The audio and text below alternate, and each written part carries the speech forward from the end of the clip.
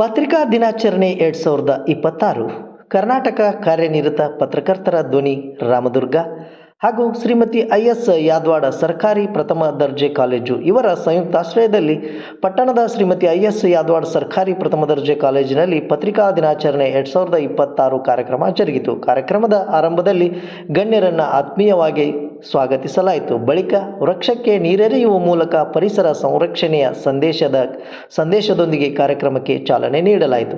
ಕಾರ್ಯಕ್ರಮದ ಅಧ್ಯಕ್ಷತೆಯನ್ನು ಕರ್ನಾಟಕ ಕಾರ್ಯನಿರತ ಪತ್ರಕರ್ತರ ಧ್ವನಿ ಸಂಘಟನೆಯ ರಾಮದುರ್ಗ ತಾಲೂಕಾ ಅಧ್ಯಕ್ಷರಾದ ಶ್ರೀ ರಮೇಶ್ ಎಂ ರಾಯಬಾಗ್ ವಹಿಸಿದ್ದರು. ಮುಖ್ಯ ಅತಿಥಿಗಳಾಗಿ ವಾರ್ತಾ ಮತ್ತು ಸಾರ್ವಜನಿಕ ಸಂಪರ್ಕ ಇಲಾಖೆಯ ಬಸವರಾಜ್ ಎಂ ಆಲಗುಂಡಿ, ತಾಲೂಕಾ ದಂಡಾಧಿಕಾರಿಗಳು ತಹಶೀಲ್ದಾರ್ ಪ್ರಕಾಶ್ ಗಾಯಕ್ವಾಡ್, ಡಿವೈಎಸ್ಪಿ ಚಿದಂಬರ ಮಡಿವಾಳರ್, ಖ್ಯಾತ ಉದ್ಯಮಿ ವಿಜಯ್ ಎನ್ ಶೆಟ್ಟಿ, ಕಾಲೇಜಿನ ಪ್ರಾಂಶುಪಾಲರಾದ ಎಂಡಿ ಕಮತಗಿ, ಇತಿಹಾಸ ವಿಭಾಗದ ಪ್ರಾಧ್ಯಾಪಕರಾದ ಡಾಕ್ಟರ್ ಅಪ್ಪಣ್ಣ ಬಿ ವಗ್ಗರ್, ವಾರ್ತಾ ಇಲಾಖೆಯ ಭರತ್ ಕುಮಾರ್ ಕೆ ಹಾಗೂ ಪತ್ರಿಕೋದ್ಯಮ ವಿಭಾಗದ ಡಾಕ್ಟರ್ ಮಹೇಶ್ ಪಾಟೀಲ್ ಸೇರಿದಂತೆ ಅನೇಕ ಗಣ್ಯರು ವೇದಿಕೆಯಲ್ಲಿ ಉಪಸ್ಥಿತರಿದ್ದರು. ಕಾರ್ಯಕ್ರಮದಲ್ಲಿ ವಿಶೇಷ ಉಪನ್ಯಾಸಕರಾಗಿ ಆಗಮಿಸಿದ ಕರ್ನಾಟಕ ಕಾರ್ಯನಿರತ ಪತ್ರಕರ್ತರ ಧ್ವನಿ ರಾಜ್ಯ ಉಪಾಧ್ಯಕ್ಷರು ಹಾಗೂ ವಿಶ್ವ ಕನ್ನಡ ದಿನಪತ್ರಿಕೆಯ ಸಂಪಾದಕರಾದ ಶ್ರೀ ಎಸ್ ಪಾಟೀಲ್ ಪತ್ರಿಕೋದ್ಯಮದ ಕುರಿತು ವಿಶೇಷ ಉಪನ್ಯಾಸವನ್ನು ನೀಡಿದರು. ಪ್ರಾಚಾರ್ಯ ವಿನಾಯಕ ಹೊಸಮನಿ ಕಾರ್ಯಕ್ರಮಕ್ಕೆ ಸ್ವಾಗತಿಸಿದರು. ಶ್ರೀಮತಿ ಲಕ್ಷ್ಮೀ ಮಡ್ಲಿ ಕಾರ್ಯಕ್ರಮವನ್ನು ನಿರೂಪಿಸಿದರು. ಕಾರ್ಯನಿರತ ಪತ್ರಕರ್ತರ ಧ್ವನಿ ಸಂಘಟನೆಯ ಪ್ರಧಾನ ಕಾರ್ಯದರ್ಶಿ ವೀರೇಶ್ ಬಳಗೇರ ಪ್ರಾಸ್ತಾವಿಕವಾಗಿ ಮಾತನಾಡಿದರು. ಪ್ರಾಚಾರ್ಯ ಮಾರುತಿ ಸುಳ್ಳಿಕೇರಿ ಕಾರ್ಯಕ್ರಮಕ್ಕೆ ವಂದಿಸಿದರು. ವರದಿ ಶಬೀರ್ ಜಕಾತಿ, JBM ನ್ಯೂಸ್, ರಾಮದುರ್ಗ.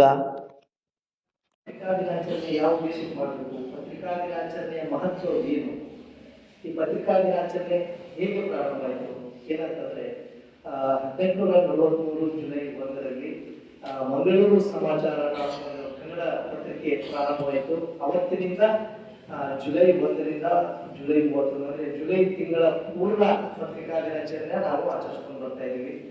ಆದ್ದರಿಂದ ಪತ್ರಿಕೆಗಳ ಮಹತ್ವ ಏನು, ಪತ್ರಿಕೆಗಳು ಸಮಾಜಕ್ಕೆ ಕೊಟ್ಟಂತ ಕೊಡುಗೆಗಳೇನು, ಈ ವಿಷಯಗಳನ್ನ ಸವಿಸ್ತಾರವಾಗಿ ಉಪನ್ಯಾಸ ನೀಡಲು ನಮ್ಮ ರಾಜ್ಯ ಉಪಾಧ್ಯಕ್ಷರಾದ ಶ್ರೀ ಎಸ್ ಪಾಟೀಲ್ ಸರ್ ಅವರು ಹೇಳ್ತಾರೆ.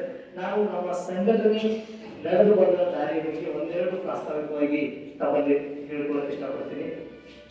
2022 ಮೇನಲ್ಲಿ ನಮ್ಮ ಕರ್ನಾಟಕ ಕಾರ್ಯನಿರತ ಪತ್ರಕರ್ತರ ಧ್ವನಿ ಸಂಘಟನೆ ಪ್ರಾರಂಭವಾಯಿತು. ಸತತ 4 ವರ್ಷಗಳ ಕಾಲ ಇಡೀ ರಾಜ್ಯಾದ್ಯಂತ ಈ ಒಂದು ನಮ್ಮ ಕರ್ನಾಟಕ ಕಾರ್ಯನಿರತ ಪತ್ರಕರ್ತರ ಧ್ವನಿ ಸಂಘಟನೆಯನ್ನ ಶ್ರೀ ಬಂಗ್ಲೆ ಮಲ್ಲಿಕಾರ್ಜುನ್ ಸರ್ ಅವರು ಪ್ರಾರಂಭಿಸಿ ಇಡೀ ರಾಜ್ಯಾದ್ಯಂತ ಏನು ಕರ್ನಾಟಕದ ಪ್ರತಿಯೊಂದು ಜಿಲ್ಲೆ ಪ್ರತಿಯೊಂದು ತಾಲೂಕುಗಳಲ್ಲೂ ಈ ಒಂದು ಸಂಘಟನೆಯನ್ನ ಹುಟ್ಟಾಕಿ ನೊಂದಂತ ಪತ್ರಕರ್ತರಿಗೆ ಒಂದು ಆಸರೆಯಾಗಿ ಅವರ ಧ್ವನಿಯಾಗಿ ಇಡೀ ರಾಜ್ಯಾದ್ಯಂತ ಕಾರ್ಯವನ್ನ ನಿರ್ವಹಿಸ್ತಾ ಇದ್ದಾರೆ. ಈಗ ಎಲ್ಲರೂ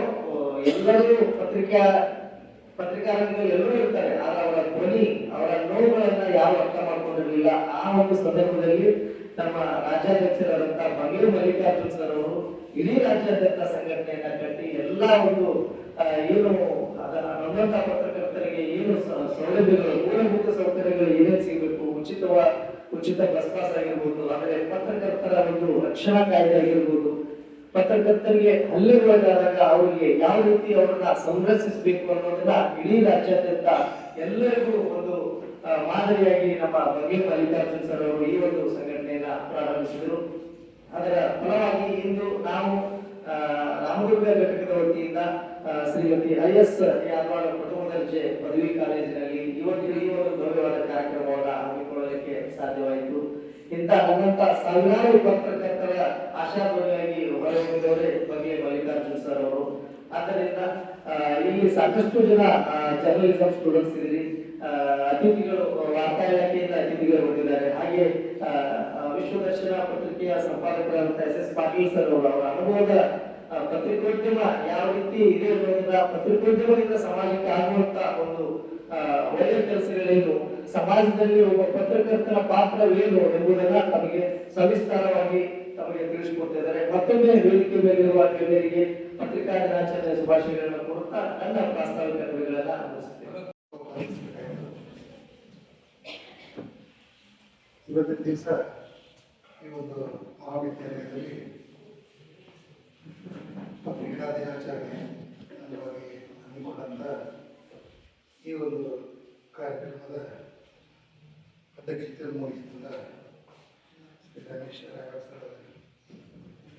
ಆಮೇಲೆ ಉಪನ್ಯಾಸಕರು, ವಿಶೇಷ ಉಪನ್ಯಾಸಕರಾಗಿ ಆಗಮಿಸಿದಂಥ ಎಸ್ ಎಸ್ ಪಾಟೀಲ್ ಸರ್ ಅವರು, ಕಡ್ಬೂರು ಸರ್ ಅವರೇ, ಹನುಮಂದಿ ಸರ್ ಅವರೇ, ಗಾಯಕ್ವಾಡ್ ಅವರೇ, ಆಮೇಲೆ ಹನುಮಂದಿ ಸರ್ ಅವರೇ, ಹಾಗೂ ನನ್ನ ಆತ್ಮೀಯ ಪತ್ರಿಕಾ ಮಾಧ್ಯಮದ ಮಿತ್ರರೇ ಹಾಗೂ ವಿದ್ಯಾರ್ಥಿ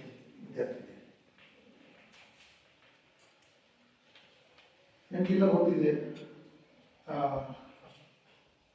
ಒಂದು ಯಾವುದೇ ಒಂದು ದೇಶ, ನಮ್ಮ ಭಾರತ ದೇಶಕ್ಕೆ ಸಂಬಂಧಪಟ್ಟಂಗೆ ಒಂದು 3 ಅಂಗಗಳು: ಕಾರ್ಯಾಂಗ, ಶಾಸಕಾಂಗ ಮತ್ತು ನ್ಯಾಯಾಂಗ. ಅದಕ್ಕೆ ಇನ್ನೊಂದು ಅಂಗವನ್ನು ಸೇರಿಸಿದರೆ ಅದು ಪತ್ರಿಕಾರಂಗ.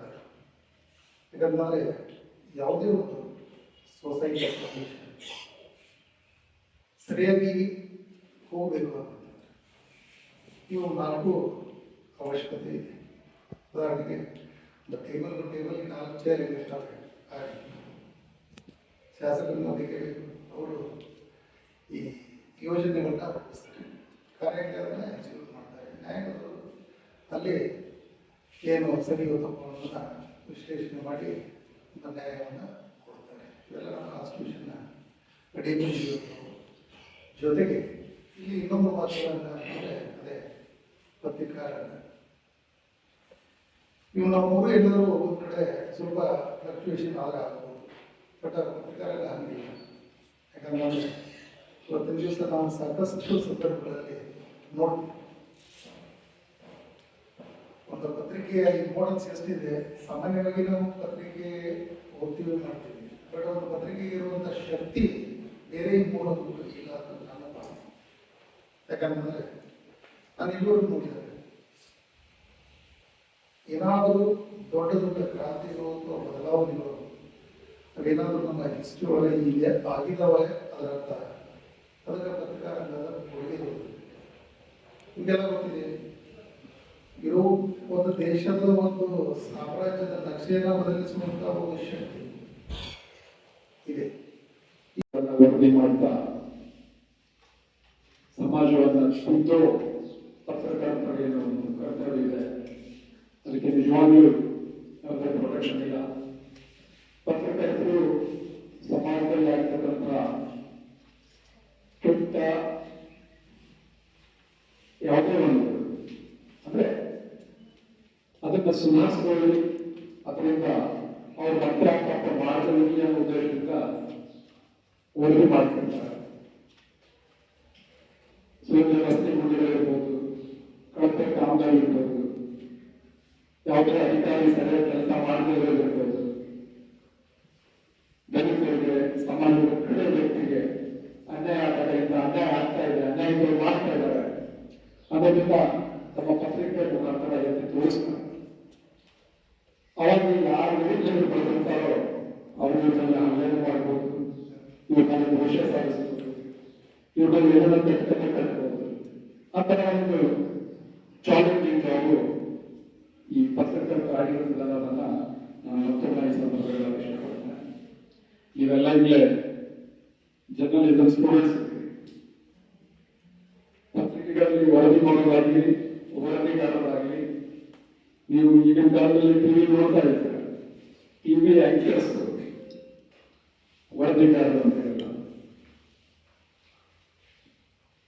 ನೀವು ಸಾಕಷ್ಟು ಜನ ಹೆಸರು ಮಾಡತಕ್ಕಂಥ ಪತ್ರಕರ್ತರು, ವರದಿಗಾರರನ್ನ ನೋಡ್ತಾ ಇರ್ತಾರೆ ಟಿವಿ. ನೀವು ಕನ್ನಡ ಟಿವಿ ನೋಡ್ತಾ ಇದ್ರೆ ಪಬ್ಲಿಕ್ ಟಿವಿಗಳನ್ನ ನೋಡ್ತಾ ಇರ್ತೀರಿ. ಸುವರ್ಣ ನೋಡ್ತಾ ಇದ್ರೆ ಅಜಿತ್ ಹನುಮಂತ ನೋಡ್ತಿರ್ತೀವಿ. ಇಂಗ್ಲಿಷ್ ಹಿಂದಿ ನೋಡ್ತಾ ಇದ್ರೆ ಅರ್ನಬ್ ಗೋಸ್ವಾಮಿ.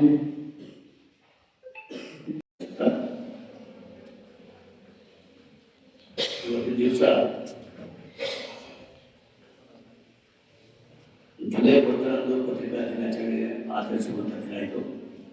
ಅದು ಜುಲೈ 1ರಿಂದ ಜುಲೈ ತಿಂಗಳ ಮುಕ್ತಾಯದವರೆಗೂ ಕೂಡ ನಮ್ಮ ನಾಡಿನಲ್ಲಿ ಎಲ್ಲ ನಮ್ಮ ಪತ್ರಕರ್ತರು ಪತ್ರಿಕಾ ದಿನಾಚರಣೆಯನ್ನು ಆಚರಣೆ ಮಾಡ್ತಾರೆ.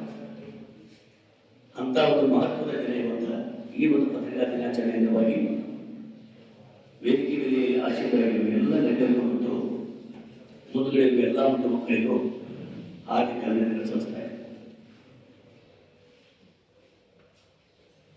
ಈಗಾಗಲೇ ನಮ್ಮ ಕಾಲಿಪತ್ರ ಶ್ರೀಲಂಕೆಯ ಒಂದು ವತಿಯಿಂದ ಶ್ರೀಮತಿ IS ಯಾದವಾಡ್ ಸರ್ಕಾರಿ ಪ್ರಥಮ ದರ್ಜೆ ಕಾಲೇಜು ರಾಮದುರ್ಗ ಸಂಯುಕ್ತ ಬಹುಶಃ ಇದು ಅತ್ಯಂತ ಸಂತೋಷ ಪಡುವಂತ ದಿನ.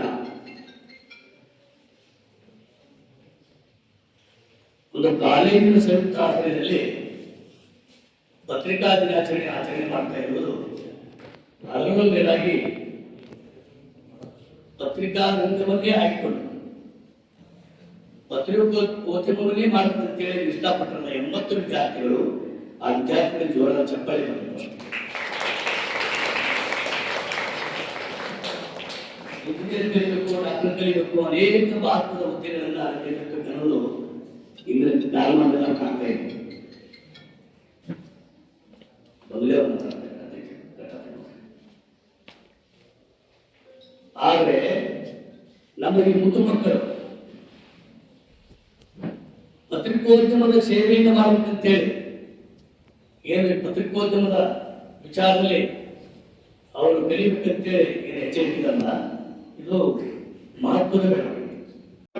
ಒಂದು ಬರ ಬರುತ್ತೆ, ಅಲ್ಲಿ ನಿಜವಾಗ್ಲೂ ಗೊತ್ತಲ್ಲ ನಿಮಗೆಲ್ಲ ಬ್ಯಾಕ್ವರ್ಡ್ ಕಂಟ್ರಿಗಳೆಲ್ಲ ಸಮುದ್ರಗಳೆಲ್ಲ ತುಂಬಾ ಆಹಾರ ಸಮಸ್ಯೆ ಇರುತ್ತೆ, ಎಲ್ಲ ಇರುತ್ತೆ. ನಿಜವಾಗ್ಲೂ ಅಲ್ಲಿ ಪ್ರತಿಯೊಬ್ಬ ವ್ಯಕ್ತಿ ಚಿಕ್ಕ ಮಗು ತಿನ್ನಕ್ಕೆ ಆಹಾರ ಇರಲ್ಲ.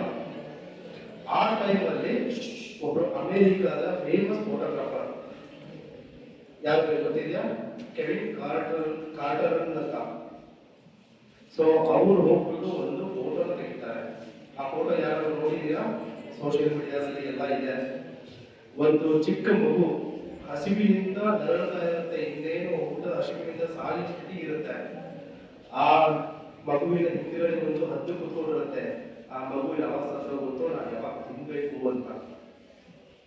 ಆ ಫೋಟೋನ ತೆಗೆಯಕ್ಕೆ ಕೆವಿನ್ ಅವರು ನಿಂತ್ಕೋತಾರೆ. ನಿಂತ್ಕೊಂಡಿದಾಗ ಅಲ್ಲಿ ಮಾನವೀಯತೆ ಇಂಪಾರ್ಟೆಂಟ್, ವೃತ್ತಿ ಇಂಪಾರ್ಟೆಂಟ್. ಯಾಕಂದ್ರೆ ಆ ಫೋಟೋ ತೆಗೆದ್ರೆ ಅದು ವರ್ಲ್ಡ್ ಫೇಮಸ್ ಆಗುತ್ತೆ, ಅವ್ರಿಗೆ ವೃತ್ತಿಯಲ್ಲಿ ಒಳ್ಳೆ ಹೆಸರು ಬರುತ್ತೆ, ಇದು ಮಾಡ್ತಾರೆ. ಬಟ್ ಕೊನೆಗೂ ಅವರು ಫೋಟೋ ತೆಗಿತಾರೆ. ತೆಗೆದ್ಬಿಟ್ಟು ಅದಕ್ಕೆ ಪತ್ರಿಕೋದ್ಯಮದಲ್ಲಿ ಉನ್ನತ ಮುಳೀಚರ ಪ್ರಶಸ್ತಿ ಅಂತ ಹೇಳ್ಬಿಟ್ಟು ಪತ್ರಿಕೋದ್ಯಮ ಶ್ರೇಷ್ಠ ಪ್ರಶಸ್ತಿ ಅದು ಸಿಗುತ್ತೆ. ಯಾವಾಗ 1993ರಲ್ಲಿ. 93ರಲ್ಲಿ ಕೇವಲ 34-35 ವರ್ಷ ಪತ್ರಕರ್ತರಿಗೆ. ಬಟ್ ಆ ಫೋಟೋ ತೆಗೆದು ಅವಾರ್ಡ್ ತಗೊಂಡಿದ್ದಾರೆ